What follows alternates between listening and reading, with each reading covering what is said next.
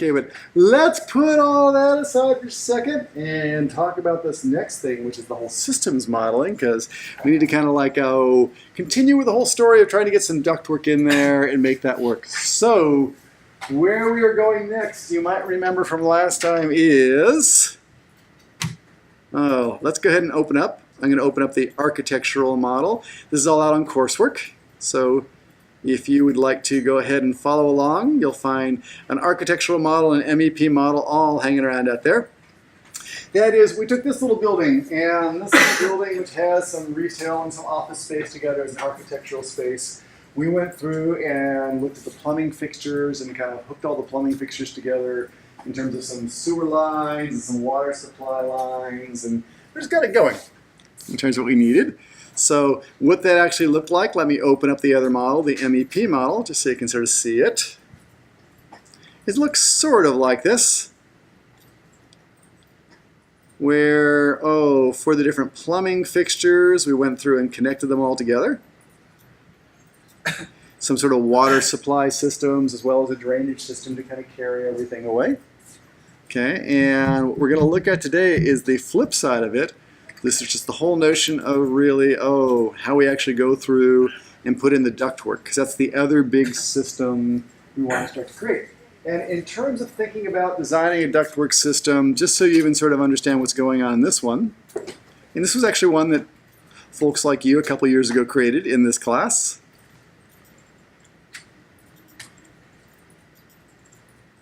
It's kind of funny. It still shows it as transparent.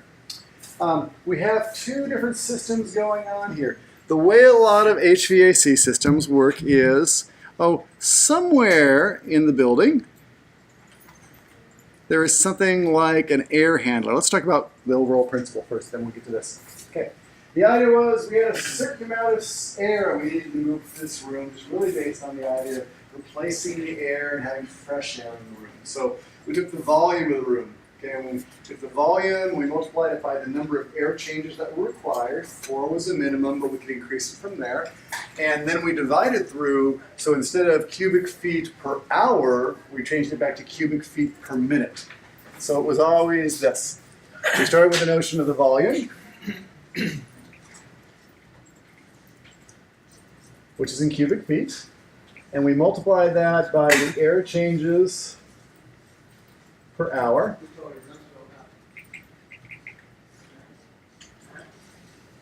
Okay. And that was often a number, 4 as a minimum, but could be up to 8 or something like that. And we divided that through by just 60 minutes per hour.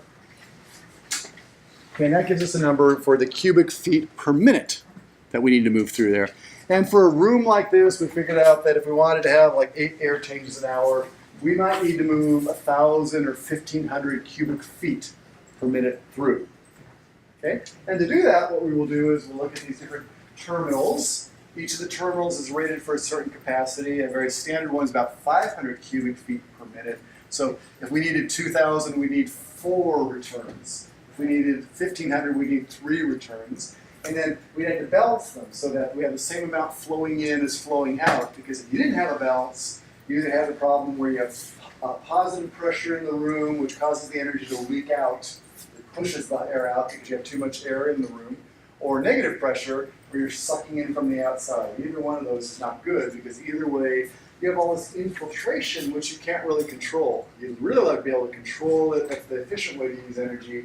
If we have infiltration, then you have hot or cold air leaking in out of your control, and then it's not going to, your energy model won't work the way you want it to, or the energy performance won't be what you want it to.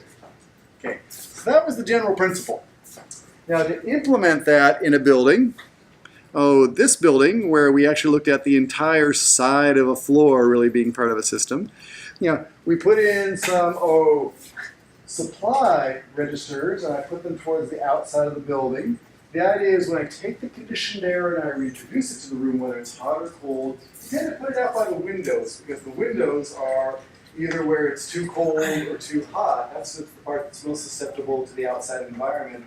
So you put the conditioned air out there to take care of that heat or cool at the outside boundary. And what we want to do is just move the air through the space. So On the interior, we put all these returns that will pull the air through and create some sort of nice convection. So pull the air through and hopefully make it a fairly even temperature throughout the entire space. So the whole principle is supply air out here, return air closer in, and the way this works in this ducted system is we'll sort of push air through the ducts to the outside, and we'll pull air through the ducts to the inside. And in this system, there's actually this thing called an air handler, which it has a big fan, and it basically does the pulling of the air in. It either heats it or chills it as necessary, and pushes the conditioned air out the other side. So that's like, just the very basics of an HVAC system. Okay, as we create one of these systems, we actually have a couple of different options. I should tell you about that, because the real challenge in these systems is really just getting all that ductwork to fit in a very small amount of space. Because here's what happens so often. Okay, we go through and we put a building in here. I keep on saying, oh, you should have some amount of space, maybe 12 feet, whatever it is that its floor-to-floor height is. Okay, that sounds like a lot of space. Then you go through and there's a little bit of floor that you have to accommodate. Then you have some sort of structure that you have to accommodate. Whatever's going on with the beams. So much for being even looking. Okay, and then we put a ceiling in here, and maybe the ceiling will be typically about 8 feet off the ground. So this will be about 8 feet off, might be 9 feet. Okay, so we have a little bit of space left over in here. What happens is that space keeps on getting smaller and smaller every time we put something in here, because, oh, this amount that we need for the, the structure, that might be 12 to 18 inches. If I have 8 feet and I take off like 6 inches at the top, it was only really 3'6" or 42 inches. It keeps on getting smaller and smaller. So what ends up happening is, as we try to run ducts through here, but not only sort of warm air ducts,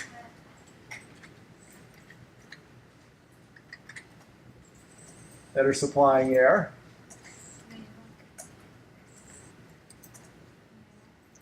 but we also try to put in return ducts. Okay, so I have some sort of return ducts in here, and I want to pull air away. I don't really have much room. I have to sort of get it all to fit within these little vertical layers, because the problem is, you can't really have them crossing over each other all the time or running into each other. Every time they cross, you put some sort of bend or an elbow in there, it decreases the efficiency. So you like to have a fairly clean system. So in a system like this, what we'll tend to do is actually sort of have the return at one level and supply at a different level, just so they can run past each other without having to put a bend in every time they go intersecting. Either that, or you get to a very hard job of trying to route them in such a way that they never cross. It's pretty hard to get them to do that. So for these types of systems, there's a couple of ways that people will approach this. Okay, if you go to a restaurant these days or a big retail space, often when you look up, there's no ceiling. And you'll see that actually there's these big old round ducts just running through the space. And off those round ducts, what will happen is they'll often just have little taps with little registers right on the side. That's kind of a very efficient way of doing it. It's just basically going through and having big, open, exposed ductwork. It tends to be sort of efficient from a space standpoint. It tends to be very expensive to build. That's why we don't put it everywhere, because it's more expensive to have all that ductwork all clean and looking good. Okay, is actually more expensive than putting duct in there that we can sort of hide. So one approach is just kind of a completely open system. Okay. Another system that we often apply is, there's more like this system. This system, I will say that it has a ducted supply and a ducted return. Okay. This gives you the most control, because we're putting things exactly to the location where we need it, supplying it. We're also pulling it exactly where we want to pull it from. This has an awful lot of control to it, but it also takes a lot of space, because there's a lot of ductwork running around in there to really squeeze it within that. So often we do something like this, but another variation which is really, really common that you'll see is more like this. We'll go through and have the supply ducts coming down, and doing whatever they're doing.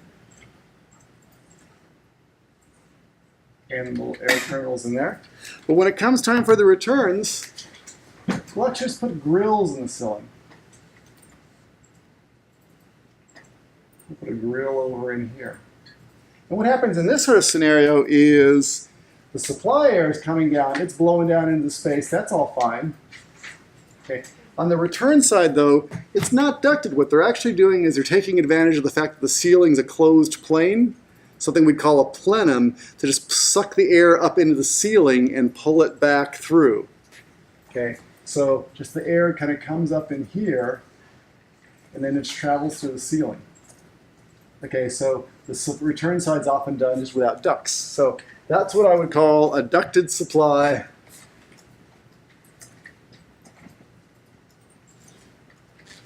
A plenum return. And we don't have ducts, we just sort of run it through there. The advantage of doing it that way is we don't need very much ductwork. We just take the excess space that's left over and pull the air back through that. So we have less ductwork to sort of fight around with in there because we don't need the return ducts and we have to worry about things crossing. The disadvantage is it's not really all that controlled. It's only as good as kind of the ceiling is tight. And even what happens is when we try to pull the return air back through, it goes past all these hot lighting fixtures and things that are actually changing the temperature of the air. So it throws a funny little variation in the whole thing. So it's good and bad in terms of doing that. We can go a lot of different ways. But for now, let's go through and we're going to design a system that has both kinds of ducts, supply ducts and return ducts. But just so you know, all three are variations that you might want to know about. And I should tell you relative to this, just because there's good resources available for you to figure this out. Let me say on the BIMtopia side or on the BIM curriculum, there's both good places to go. You'll actually find, if I can scroll on down, it's funny, maybe I won't be able to do it here. There we go. There are actually a whole bunch of lessons that we put together out of this class that talk about modeling plumbing systems, modeling mechanical systems, modeling structural elements. So if you're stuck on this next assignment and you really want a little more help about modeling a plumbing system or modeling a mechanical system, you'll find some good video tutorials that kind of cover a lot of the things we talked about in class. Under modeling the mechanical systems, there's some of this stuff that talks about exposed versus closed plenum systems and stuff like that, some examples of that. And there's actually even some exercises out there with videos that talk about this whole notion of an exposed HVA system versus a closed plenum system. There's just different things that are out there available to you as help resources. So know that as you go through and do this, there's plenty of help out there. Just gotta go looking for it. Okay, and that BIMtopia site actually has a lot of stuff out there with fabulous little video tutorials recorded by a student who used to be in the class. So we have all that available, but let's go ahead and just get ourselves up to do this modeling, because with all that preamble, you may be wondering if we're ever going to get to the point, and we will actually get to the point. So we want to create some sort of system that looks like this, but we'll do it in kind of a very nice incremental way. You'll see it's actually pretty easy to create things like this. Everything we're going to do is going to be fairly easy on the modeling side. The hard part is going to be just trying to figure out the geometry and how you actually get all those things to squeeze into that little bit of space. And that's even what you'll sort of play around with on the next assignment, is really how you can squeeze those things in there. So let me close up this. I got that architectural model. Let's start here and pretend you're going from scratch in terms of this. So here's the deal. I got a nice architectural model here. I want to start adding some MEP elements to it. Okay, and that part's feeling good, pretty good. This architectural model actually does have some nice things to help us stay coordinated built into it. If you go looking at the floor plans, for example, you'll see that it has some nice grids set up all ready for us. If we go to the elevations, it has the levels all set up. These are very good things, because if I'm going to start building another model and I want to keep them all linked together, it's really nice to have this shared reference system, this way of kind of tying everything together so that everything stays in sync. So I could go ahead and model all my MEP systems, all the HV systems directly in this architectural model. The reason I don't want to do that is In industry, I don't necessarily want to give the HVAC consultant my architectural model and my structural model where they can actually start making changes. I'd like them to be able to look at that model, reference things in the same locations, but not be able to change it. Just place their elements relative. Because if something needs to move, I want to sort of hear about it and get asked the question, as opposed to just have it move on me, since I'm going to be liable for whatever is ultimately in that model. So here's what we tend to do. We will take the architectural model, that's looking good. Let me go ahead and just kind of close it on up. I got all sorts of stuff open, don't I? Okay, I'm going to create a new project. I'm going to create a project using a slightly different template. I'm going to use the mechanical template. And the reason I'm going to use the mechanical template is that actually has a lot of elbows and duct sizes and pipe sizes and transitions built into it. So it'll be a better place to start. When it comes time to route it all together, it'll have a better understanding of how you can combine things. So I'm going to start with the mechanical template. It's going to create this incredibly blank-looking tableau that's just waiting for us to put a building on it. What I would love to do, though, is suppose you're starting to draw things, I'd love to get that architectural model over here so I can look at it and use it as my point of reference. So what I'm going to do is actually link the models together, and when I link them together, I'm going to be able to see the architectural model, but I won't really be able to touch it. It's going to be there as a point of reference. So to do that, I go to the Insert tab. You'll see there's this ability to link Revit models or even link other types of CAD files in there. I say let's link that. We're going to go out and find that Revit model. Where did it go? It's in my session 17.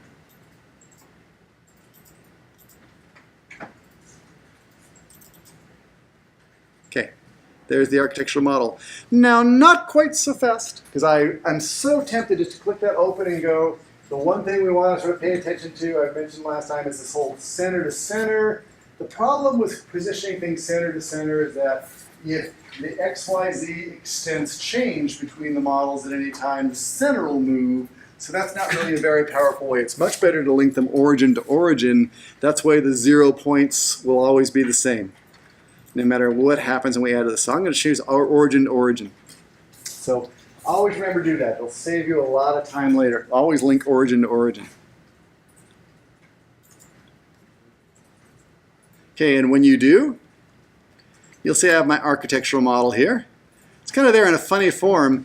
It has a big blue box around it. When I try to touch it, it gets this big blue box. It tells me it's a linked file, so I can sort of get in and kind of look at things and kind of poke around. But I can't change anything in that blue linked model, and that's the behavior I want. Okay, now what I would love to do is have, the sets of the grids and the levels. I'd love to have them in my MEP model so I could work with them. Okay, and I could just start drawing right on top of these and kind of create my own levels and grids and try and get them to match up. The only problem with doing that is that, well, they're independent at that point. If anything changes in the underlying model, mine won't move with it because I'm really an independent one that just happens to be drawn in the same location. So I'm going to say, let's go ahead and do this a little bit differently. We're going to go, we link the model, that's cool. And when it comes time to paying attention to those levels and grids, I'm going to suggest we do something called copy monitor to them. And what's that all about? Let's go ahead and copy those grids, but let's also monitor the grids. So if anything changes on the grids, I get notified. Okay, that way I'm always in sync. Let's show you how that works. It's pretty easy, but a little just hard to find at first. I got the linked model here. That's under a tab called Collaborate, when we want to sort of have a team working together. I'll choose Collaborate. Copy monitor is available there. When you choose copy monitor, we have a couple different choices. I can use a linked file to kind of monitor and check for changes. I can actually even use my own file that if I'm working on a big team and I'm worried that someone else might change something on depending on, I can put a link in so that I'm monitoring to see if that thing moves. Okay, but in this case, I'm going to go through and do it to a linked file. Okay. Which file would we like to do? We're going to pick a linked Revit file that we're going to watch. And I'm just going to pick that architectural model that we put in there. Now it wants to know which items do we want to copy out of that. And you can copy a lot of different things. You can copy walls and floors and things like that. I'm just going to copy the grids right now. That's all I really want is get the grids. So I can do that by choosing copy. And I can do multiple or select them one at a time. I can just select a single one. Gives me a warning that, it basically has a family that already has the grid head circle. That's fine. I'll copy the second one, copy the third one, copy the fourth one. So I'm just grabbing them. I'm copying them across one at a time. Copy fifth, copy the sixth, copy the seventh, and copy the eighth one. So I basically now have the grids that are running vertically right now on the screen. If I want to grab the grids that are running horizontally on the screen, I can do that too. So let me just say I'll grab that one, this one. Okay. So I've basically copied the whole grid system across. Now why did I do that again? The reason is I want to always have those grids available to me, even if for some reason that linked file isn't available to me. I can't get it from the file server right now. Somehow it's out of where I can use it. I'd love to have this local grid system because I'm going to reference everything that I put in here relative to my grids, my copy of the grids, not your grids. That way I have a little bit more control over this. Okay, now I'll finish this up, show you how this actually works. For example, right now I'm looking at my grids and your grids are really right on top of each other, so you can't see any difference. But how you can actually sort of see a difference is if in this view, for example, I say visibility graphics, and I take that linked file and I just turn off its visibility for a while, you can actually sort of see that the architectural model is missing, but the grids are still here for me. Okay, and that's what I want. I want my copy of the grids. The grids actually have sort of a nice function to them. If you choose one, you'll see it actually has this little thing that looks like a heartbeat. Okay, that's all about it's telling me it's monitored. What will happen is later on, if someone else changes the architectural grids, I'll get notified and say, hey, the architectural grids change. Would you like to adopt that change? Or perhaps you'd like to call the designer and ask about what's going on here. So it's nice to have things monitored. Okay, so I'm grabbing those grids. That actually looks pretty good. The other thing that I would love to grab from the other model is the levels, because I want my level 2 to match your level 2. I want my level 3 to match your level 3. Especially when I start placing these ductworks and things, I'm going to put them in relative to the floor levels. So I want to make sure those are always matching. How do we do that? I'm going to turn on the architectural model again, just so we see it. Actually, that's just in this view. I can go through and do the elevations. You'll see the architectural model still there. By default, let me do it from the north side. Maybe it'll look a little better there. You'll see that I have my level 1 and level 2, then they have the architectural models level 1, level 2, level 3, and roof. What I'm going to do is actually, I'm going to knock out my level 2. I could just move it there, but if I want to have them linked and monitored, I'll just take it out. And then I'll do that same copy monitor thing where I'll say, do it from a linked project. And then I'll copy a level 2 to match yours, a level 3 to match yours, a roof, and a parapet. And again, why am I doing this? I'm just trying to get copies of all these things in my file just so I have them to reference. Okay, so again, if I say visibility graphics, and I happen to turn off that Revit model, I've got levels and grids that match your levels and grids, so now I'm ready to work. Okay, so far so good? Okay, we are almost there, yes? Why you didn't do that on level 1? Oh, I could have done that on level 1. I just figured since level 1's kind of in the same place. I'm being lazy here. You're actually right. I should do it on level 1 also. Yeah, no. Good question. Every once in a while I'm being lazy is the answer. Yeah. No, but you were right. It would be more proper to do it that way. Okay. So I got my levels. I got my grids. They're all looking good. We are pretty much ready to start doing some designing. Okay, so let's do this. Oh, I would love to go through and put in some ductwork, and maybe I'm going to do this. I'm going to put it in this sort of the second floor ceiling. Okay, I'm just choosing that. I can put it on the 3rd floor ceiling. I'm just going to choose one of the levels to put it on. So I'm going to choose 2nd floor. That's kind of the 1st level of the office space. You'll notice by default over here, we only have a ceiling plan for the 1st level right now. Okay, because I just added the level. I need to add a ceiling plan for that level. Let's think about why you don't want to do it as a ceiling plan. I'm going to put them here above level 2 and reference the ductwork relative to level 2. If I do the floor plan at 4 feet looking down at the ground, it's my floor plan. I want a ceiling plan, which is 4 feet looking up at the ceiling. So that's where the ductwork is. It's really above my head. Okay. I could go to the level 3 floor plan and look down, but that may confuse me a little bit in the long run. So I'm going to keep it associated with level 2, but look up at the ceiling of level 2, as opposed to looking down. So what I'm going to do is, I got the ceiling plan over here. Well, let me finish up my copying. I'm going to create some new ceiling plans.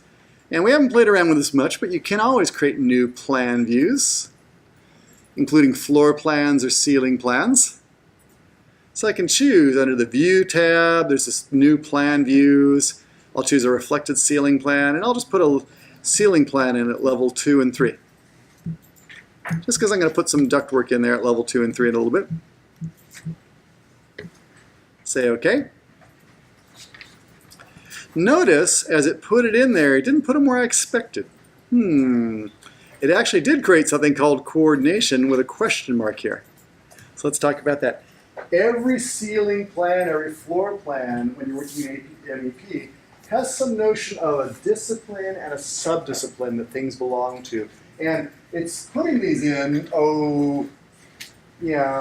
just into the coordination views, okay, by default. And what I want to do is actually change them so they're showing up under the HVAC views instead. So that's actually just a property of the plan. If I open up the level 3, you'll see that it has a discipline called coordination, and I'm going to change it over to mechanical. A subdiscipline, I'm going to change it to HVAC. And as soon as I do that, it'll shove down to that category. It'll move down to that category. Different types of views that have different disciplines highlight things in different ways. So the HVAC views, things that have that assigned as a discipline, they highlight the ductwork as opposed to the plumbing elements. It's just nice. If you get things categorized into the right disciplines, things tend to highlight better for you. Okay, same thing over here. I got level 2 here. Let's change that guy, and I'm going to do the same thing, and I change it to its discipline. Mechanical. I'm going to change its subdiscipline to HVAC. Beauty. Okay, so now they're there. We are ready to start placing things. I got a ceiling plan. I'm on level 2. I am ready to go through and start placing terminals, placing these supply and return registers in there. So let's go ahead and do that, and we'll take our break. I'm going to zoom into this side of the floor right there. This is the way it's sort of set up. You can see the architectural model. These are the grid lines that I copied in there. What I want to do is actually, I'm going to go through and put in some supply registers, some supply terminals out toward the outside edge of the building. I'm going to put some return terminals closer to the inside edge. So just like that, I've computed a number that I want to put in there, and I'll place them. So I'll say systems. I have the air terminal choice. If you look on down at the choices available, we have supply diffusers and return diffusers. I'll put a supply one in there. A 24 by 24 with a 12 by 12 connection will fit into this kind of ceiling just fine. Okay, so I'll choose that 24 by 24. You'll see it has 500 cubic feet per minute by default. I am going to place it. I'm going to place it on level 2, but I'm also going to actually go through and give it a little offset. I don't want to put it at level 2 just on the ground. I want to put it like at 8 feet or whatever the ceiling height is relative to level 2. So I'm going to put them at 8 feet up right now, or whatever my appropriate ceiling level is. Okay, now I can start placing them. So I'm going to put them in, kind of right in here. I'll put one in right over in this bay here. I'll put one over here in this bay too. I could align these. I could do all sorts of things to kind of make them fit a little bit better. But basically at this point, I'm just basically laying out where I want those to be. Let me zoom on out. Looks like that isn't so interesting architectural. Let me move that over one more.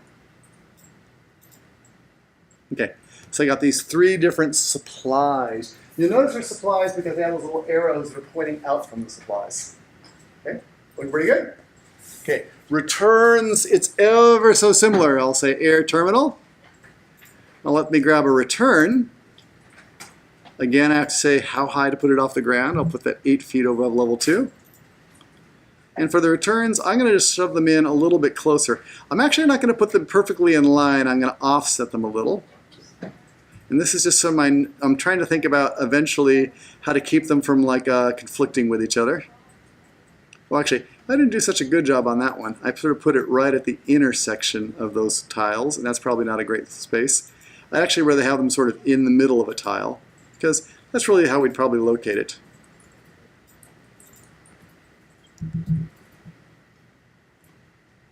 And then I can put another one in here or just copy it, whatever I want. Air terminal.